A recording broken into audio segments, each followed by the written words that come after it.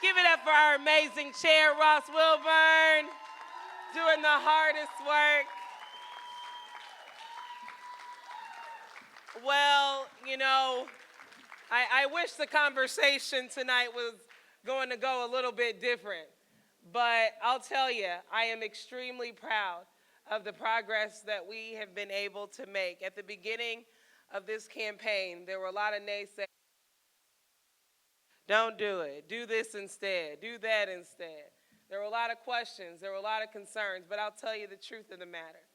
Every day out of the week, democracy is worth fighting for. Every day out of the week.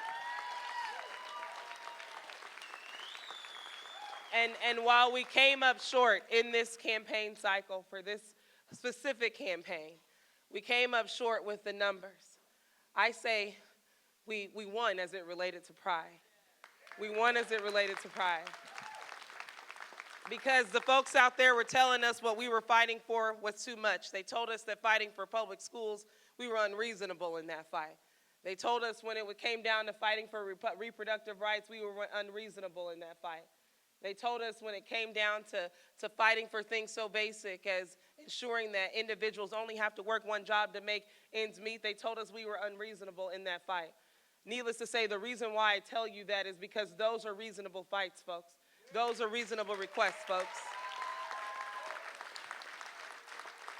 And while we came up short in this campaign, I want you all to make sure that you walk out of this room knowing that our loss is not a loss all the way.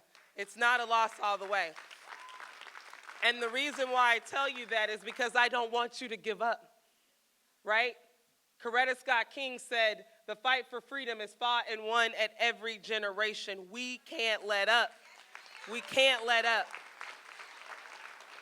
And this was incredibly difficult. This was incredibly challenging. But it could not have been done without this amazing team behind me. Do you see what this looks like? Do you see this? You all know that we ran this campaign the hardest way possible. And these were the folks who were committed every day out of the week, despite the naysayers, despite the doubt. They stood strong and they stood committed, especially my rock over here, Dr. Marvin DeJear. You stood strong.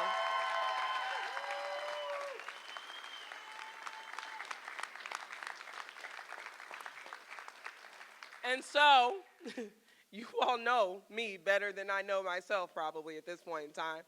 I'm not going anywhere. I'm not stopping. I'm not stopping.